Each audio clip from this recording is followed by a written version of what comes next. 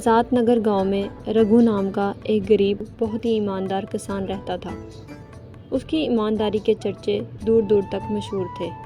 एक शाम वो थका हारा बैठा था, तभी उसकी पत्नी उससे कहती है, तो थोड़ा आराम कर लो ना जी, काम तो जिंदगी भर चलता रहेगा। देखो क्या हालत बना ली है अपनी। हाँ, तुम सही कह रही हो, लेकिन फसल का समय है, अगर ज्यादा ध्यान ना दिया गया तो बहुत नुकसान हो जाएगा। लेकिन अपनी सेहत का भी तो ख्याल रखना चाहिए। अकेले तुम ही तो सब कुछ करते हो, अगर तुम्हें ही कुछ हो गया तो मैं कहाँ जाऊंगी। अरे तुम चिंता मत करो, मैं ठीक हूँ। बस चाय बना दो अच्छी सी, फिर खेत की तरफ लौटता हूँ। अच्छा आप जाइए, मैं थोड़ी देर में चाय लेकर आती हूँ। राधा चाय बनाने लगती है और रघु खेत की तरफ चला जाता है। रघु खेत में पहुंचकर खुदाई कर ही रहा होता है कि तभी उसका फावड़ा किसी ठोस चीज से टकराता है। अरे ये क्या टकराया? लगता है कुछ भारी चीज है, मिट्टी हटा के देखता हूँ। रघु मिट्टी हटाने लगता है। थोड़ी ही देर में एक पुराना संदूक निकलता है। अरे ये तो कोई संदूक है, इसमें क्या होगा? खोल कर देखता हूँ। जैसे ही रघु संदूक खोलता है, अंदर सोने चांदी के सिक्के चमक रहे थे। ये देखकर रघु चौंक जाता है। अरे ऊपर वाले, इतना सारा सोना चांदी, ये यहाँ कैसे आया? रघु कुछ देर सोचता है और फिर संदूक उठाकर घर की ओर चल देता है।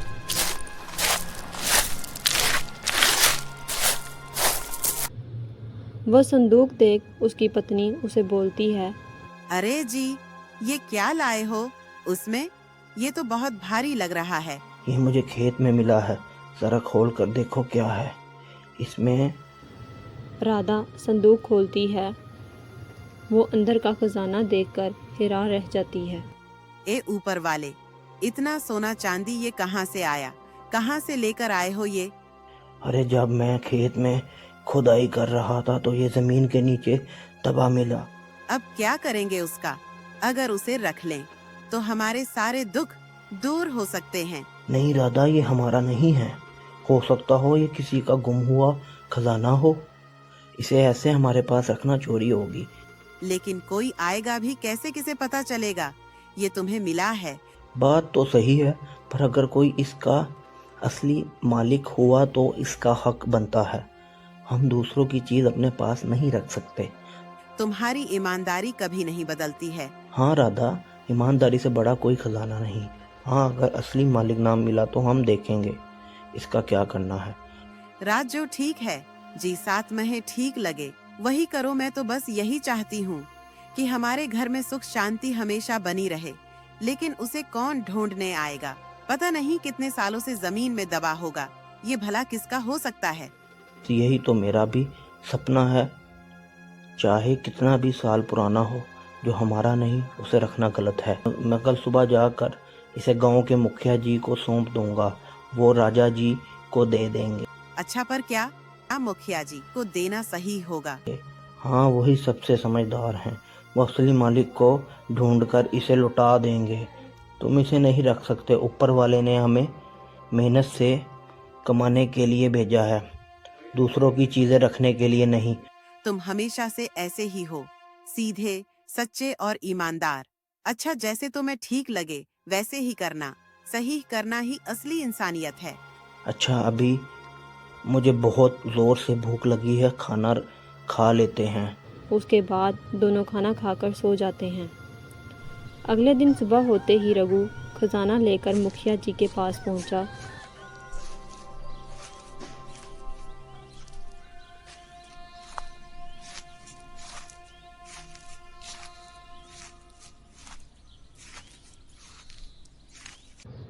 मुखिया अपने घर पर आराम से बैठा होता है।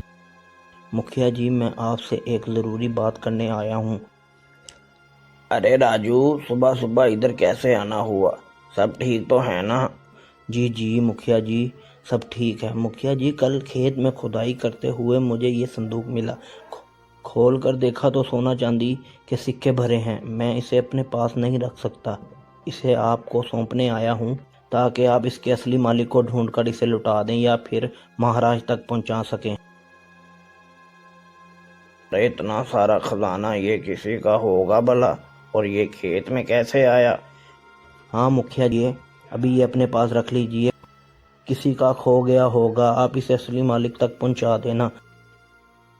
बहुत अच्छा राजू, तुम्हारी ईमानदारी की मिसाल दी जाएगी।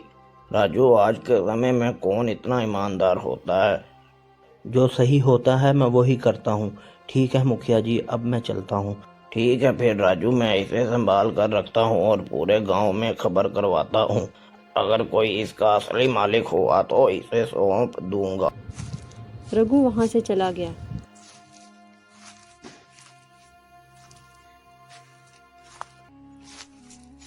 लेकिन मुखिया इतना सारा खजाना देखकर उसकी आंखों में लालच आ गया था।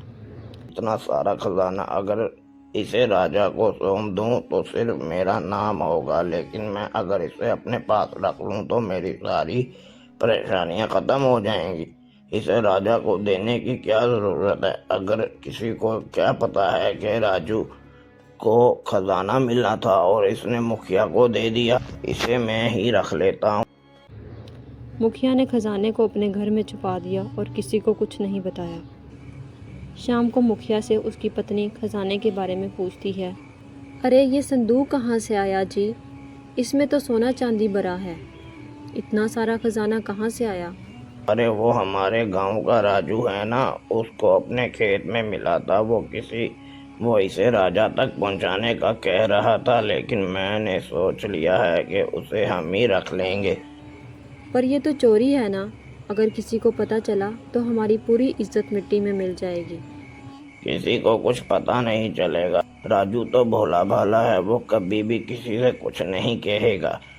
वो तो ठीक है, लेकिन अगर राजा को पता चला तो हमारी खैर नहीं होगी। अरे राजा तक बात पहुंचेगी ही नहीं, तुम चिंता मत करो, ये खजाना अब हमारा है, किसी को कुछ पता नहीं चलेगा।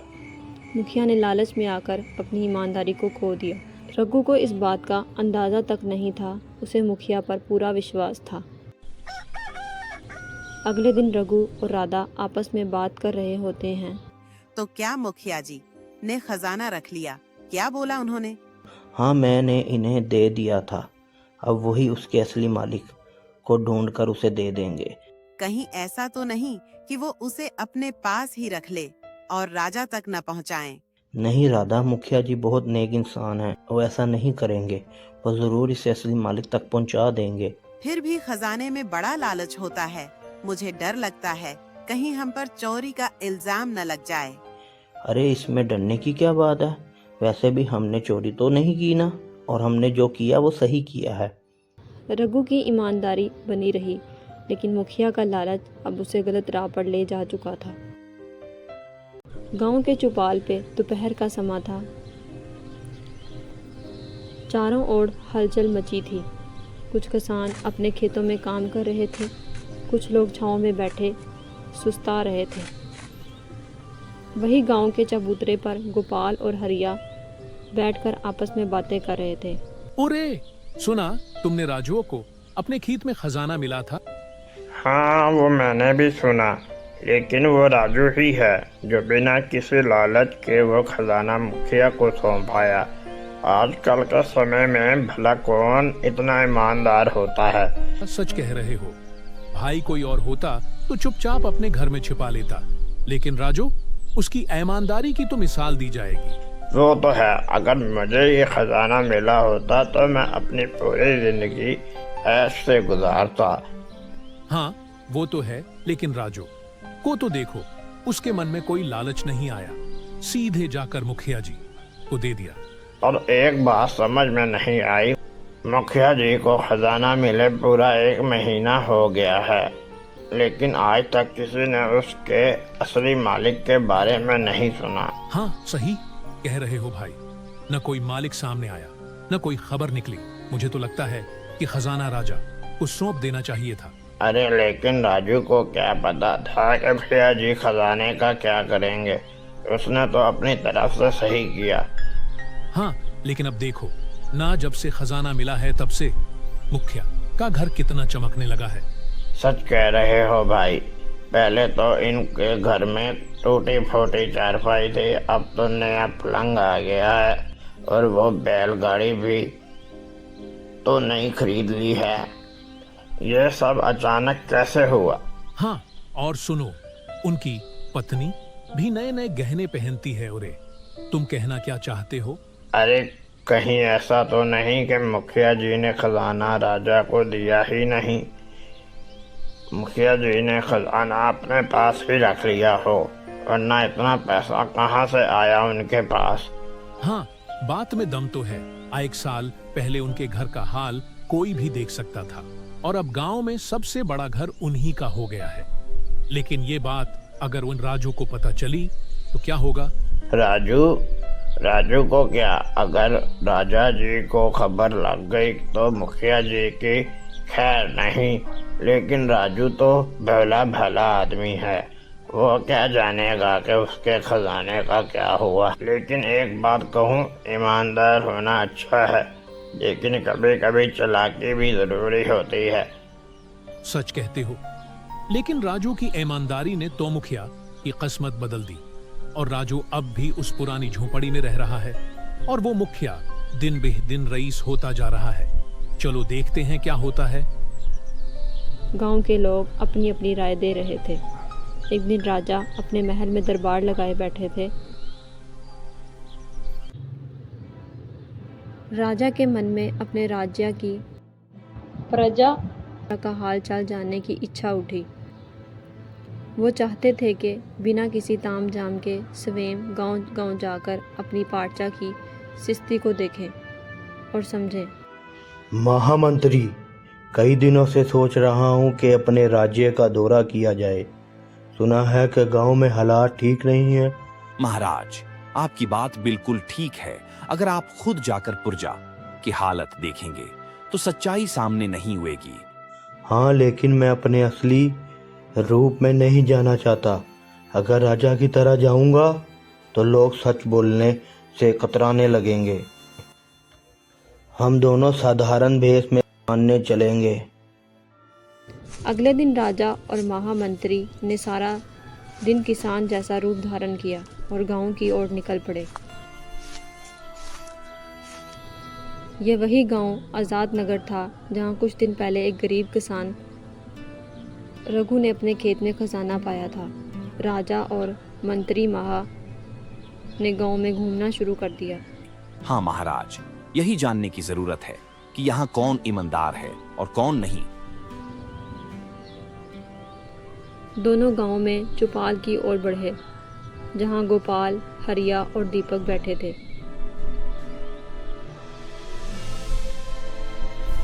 भैया, इस गांव में सब कुछ तो ठीक लग रहा है, लेकिन एक बात समझ में नहीं आई कि गांव का मुखिया इतनी जल्दी अमीर कैसे हो गया। भैया, हम तो साधारण किसान हैं, हमें क्या पता। लेकिन सच कहें, जब से उन्हें खजाना मिला है तब से उनके दिन ही बदल गए। वो एक ईमानदार आदमी है, उसने वो खजाना सीधे जाकर मुखिया जी को सौंपाया। हम तो कुछ नहीं कह सकते, लेकिन ये बदलाव किसी को भी शक में डाल सकता है। तो सीधा साधा सच्चा आदमी है। उसे लगा कि खजाना किसी और का होगा, उसलिए जाकर मुखिया जी को दे दिया। फिर क्या हुआ? होना क्या था, मुखिया जी ने कहा कि वो खजाना राजा जी को सौंप देंगे। लेकिन लगता नहीं है कि उन्होंने खजाना राजा तक पहुंचाया होगा। अब आप ही देख लो, पहले तो उसके घर खाने के लाले पड़े होते थे, और अब नया मकान, बैलगाड़ी और क्या क्या नहीं है उसके पास। यानी मुखिया जी ने राजा को खजाना सौंपा ही नहीं। महामंत्री, लगता है कि मामला कुछ गड़बड़ है, हमें इसे ठीक से देखना होगा। लेकिन राजू ने खुद रख लिया होता तो किसी को पता नहीं चलता। राजू की ईमानदारी पर उसे इनाम मिलना चाहिए, और अगर मुखिया ने सच में खजाना छिपाया है तो उसे सख्त सजा मिलनी चाहिए। मुखिया के जल्द अमीर बनने की वजह साफ थी। राजा ने तय किया कि वो जल्द ही जल्द मुखिया को दरबार में बुलाकर इस राज से पर्दा उठाएंगे। अगली सुबह राजा अपने दरबार में बैठा था। राजा के मन में पिछले दिन की बातें घूम रही थीं। मुखिया के जल्द अमीर होने का रहस्य अब राजा की नज़रों से छुपा नहीं था। राजा ने फैसला किया कि अब मुखिया को दरबार में बुलाकर सच्चाई सामने लाई जाएगी। महामंत्री, कल गांव का दौरा करने के बाद एक बात मेरे मन में बार बार आ रही है। कौन सी बात महाराज? मुखिया के पास इतनी दौलत कहाँ से आई? गांव के लोग कह रहे थे कि राजू नाम के ईमानदार किसान ने खजाना मुखिया को सौंपा था, लेकिन वो खजाना अब तक हमारे पास क्यों नहीं पहुंचा? बात कुछ अजीब तो है। हमें मुखिया से सीधे ये सब पूछना चाहिए। ठीक कहते हो सैनिक, अभी के अभी गांव जाओ और वहां के मुखिया को दरबार में बुला कर लाओ। सैनिकों ने तुरंत आदेश का पालन किया और रवाना हुए। उधर मुखिया अपने घर पर बैठा था। जब उसे राजा के दरबार में बुलाए जाने की सूचना मिली तो उसके चेहरे का रंग ही उड़ गया। उसके मन में कई सवाल जन्म लेने लगे। अगर इन्होंने मुझसे पूछताछ की तो मैं क्या जवाब दूंगा, लेकिन मैं इनकार कर दूं तो शायद बच सकता हूं।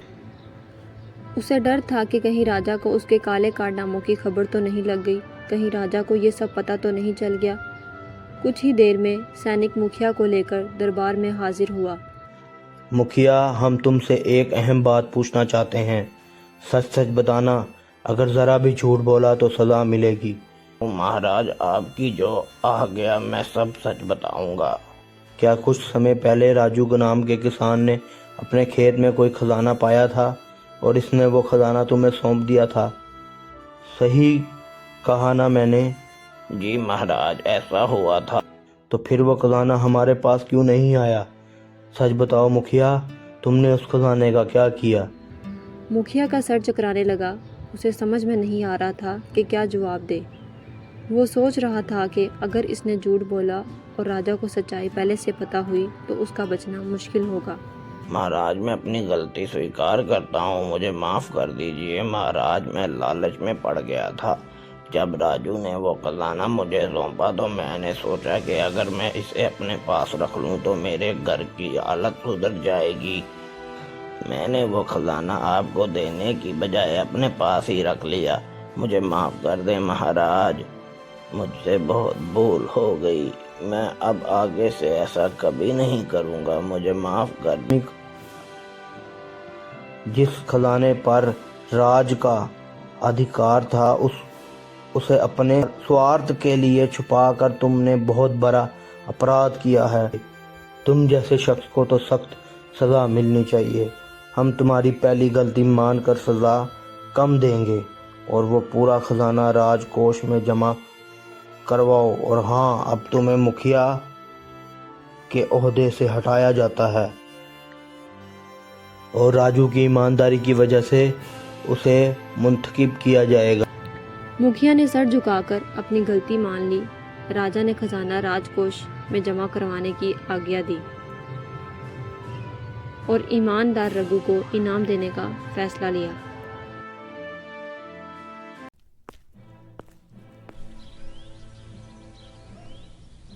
अगले दिन राजा अपने दरबार में बैठे थे। उनके मन रघु की ईमानदारी वाली बात बार बार घूम रही थी। उन्होंने सोचा, ऐसे सच्चे और ईमानदार इंसान को सम्मानित किया जाना चाहिए। महामंत्री, सोचता हूँ कि राजू को दरबार में बुलाया जाए। उसकी ईमानदारी ने मेरा दिल जीत लिया। मैं चाहता हूँ कि उसे इनाम में कुछ रकम और ज़मीन दी जाए ताकि वो सुखी जीवन गुजार सके। और हाँ, उसकी ईमानदारी को देखते हुए मैं उसे अपने दरबार में ओहदा भी देना चाहता हूँ। ये तो बहुत अच्छा फैसला है महाराज। मैं अभी सैनिक को आदेश देता हूँ कि राजू को दरबार में लाया जाए। महामंत्री ने सैनिक को बुलाया और उसे आदेश दिया कि वो रघु को दरबार में लेकर आए। कुछ समय बाद सैनिक रघु को लेकर दरबार में हाजिर हुआ। रघु थोड़ा घबराया हुआ था। आओ राजू, तुम्हारी ईमानदारी के चर्चे राज्य में हो रहे हैं। महाराज, मैंने तो बस अपना फर्ज निभाया है। ये कोई छोटा काम नहीं है। जब कोई खजाना पाता है तो लालच में पड़ जाता है, लेकिन तुमने सच्चाई से उसे हमारे मुखिया को सौंप दिया। सच में तुम्हारी ईमानदारी काबिल तारीफ है। राजू, तुम्हारी ईमानदारी को देखते हुए हम अपने दरबार में तुम्हें एक सम्मानित काम देना चाहते हैं। यहाँ रह के राज्य की सेवा करो। महाराज, मैं एक साधारण किसान हूँ, मैं अपने पूरे मन से सेवा करूँगा। राजा रघु की बातों से बहुत मुतासिर हुआ। राजा ने दरबार में रघु को एक बहुत अच्छा ओहदा दिया और साथ ही उसे कुछ खेत भी इनाम में दिया। रघु ने राजा की सेवा पूरे मन से की। अपनी मेहनत और ईमानदारी से वो पूरे राज्य में सम्मानित हुआ। उसकी पत्नी भी इस बदलाव से बहुत खुश थी। राजू, तुम्हारी ईमानदारी ने हमें कितना सम्मान दिलाया है।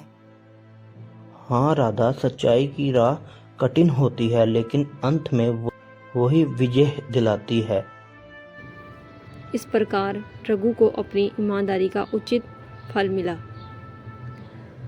राजा के दरबार में उसका सम्मान बढ़ता गया और वो अपनी सादगी और ईमानदारी के साथ सुखी जीवन गुजारने लगा। तो दोस्तों, कैसी लगी आपको ये कहानी कमेंट में जरूर बताना।